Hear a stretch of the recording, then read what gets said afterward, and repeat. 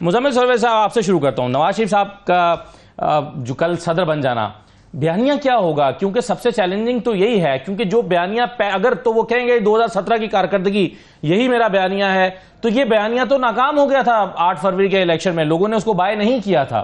तो अब ऐसा क्या नया होगा कल सदर बनने के बाद नवाज शरीफ साहब के पास लोगों को देने के लिए?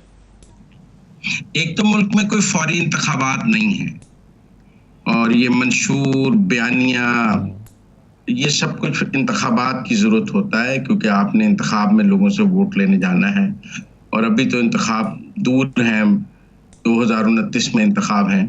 मेरे ख्याल में बहुत ही कबल अज़ वक्त बात है बयानिए की।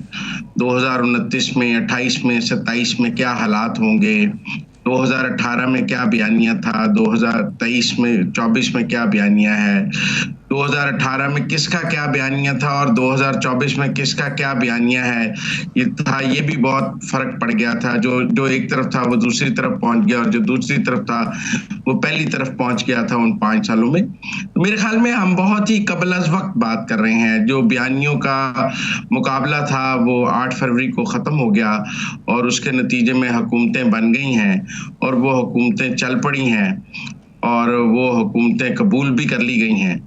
तो अभी तो मुझे कोई हुकूमतें खत्म होने का मुजम्मिल साहब, अगर तो फिर इलेक्शन अभी फौरी तौर पर जाहिर है जो कि नहीं है, आप सही कह रहे हैं, तो फिर नवाज शरीफ साहब को बतौर एहतमाम सदर बनाया जाना ये क्यों जरूरी महसूस कर रही है पार्टी? इसकी क्या जरूरत थी?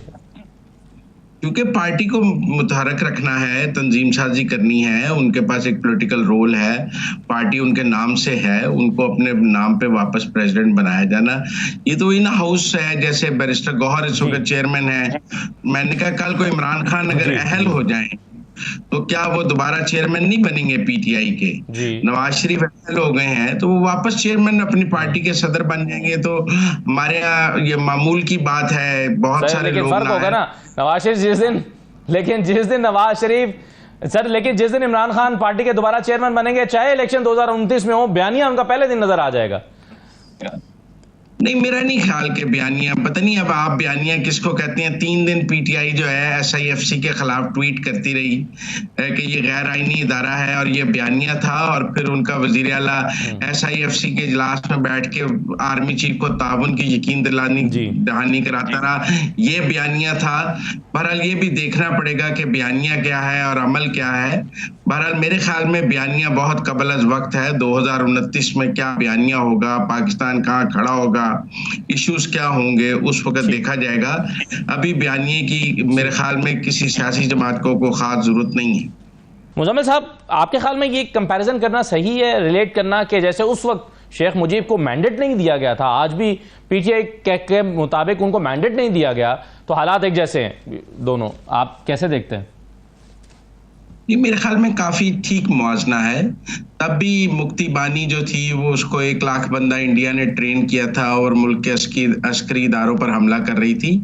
आज भी तहरीक इंसाफ मुल्क के अस्करी इदारों पर हमला कर रही है। तो मुक्ति बानी और तहरीक इंसाफ का अच्छा मुआवजना है, अगर कर लिया जाए तो बेहतरीन मुआवजना बनता है। बाकी अगर कोई रियासती इदारों पर चढ़ दौड़े और अगर आईने पाकिस्तान का पाबंद ना रहे तो फिर मैंडेट की क्या पोजीशन होगी ये भी देखना पड़ेगा, क्योंकि सबसे पहले तो पाकिस्तान है और सबसे पहले आईने पाकिस्तान है।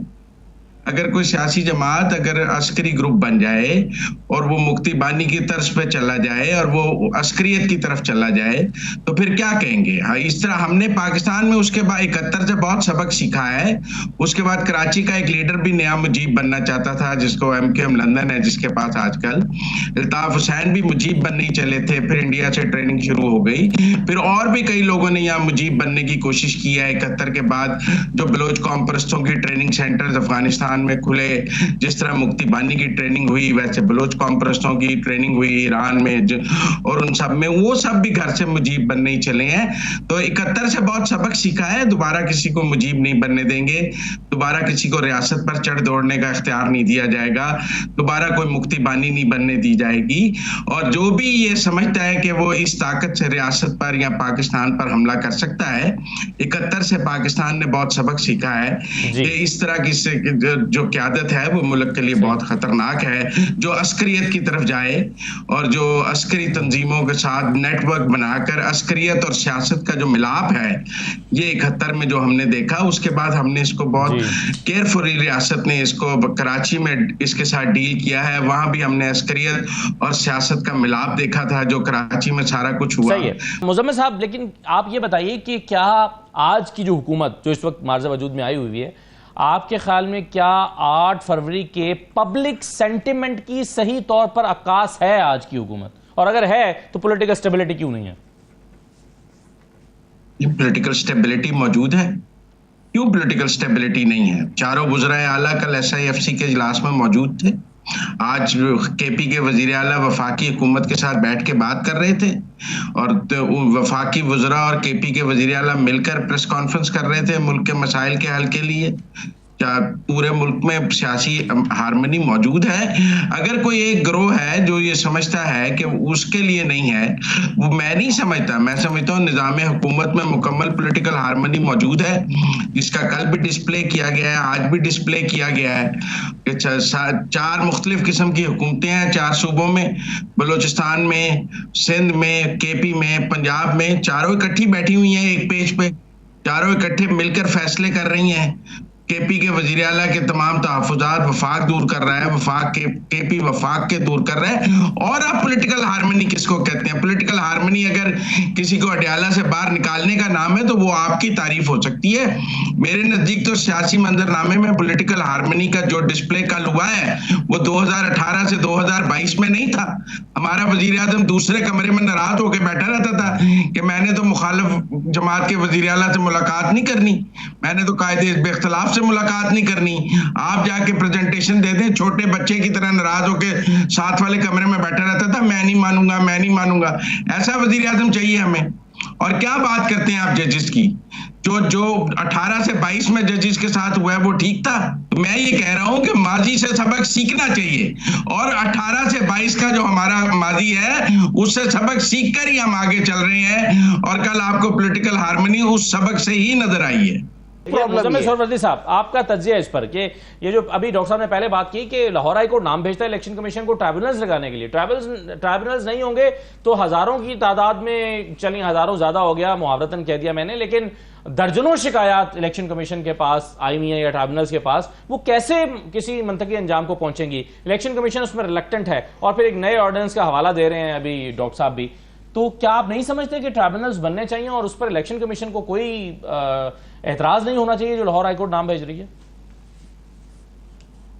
अगर तो आइन और कानून में इलेक्शन कमीशन के पास ये इख्तियार मौजूद है कि उसकी कंसल्टेशन उसमें जरूरी है, तो फिर उस इलेक्शन कमीशन के उस इख्तियार को मैं कैसे माइनस कर दूं? अगर खाली ये इख्तियार chief justice Lahore high court के पास होता कि वो खुद ही ट्रिब्यूनल नामजद कर सकते होते और उन्हें किसी की अप्रूवल की जरूरत नहीं है, तो फिर आइन और कानून में ये इख्तियार सिर्फ चीफ जस्टिस को दे दिया जाता और वो उसमें इलेक्शन कमीशन की अप्रूवल ना रखी जाती साथ के वो देंगे।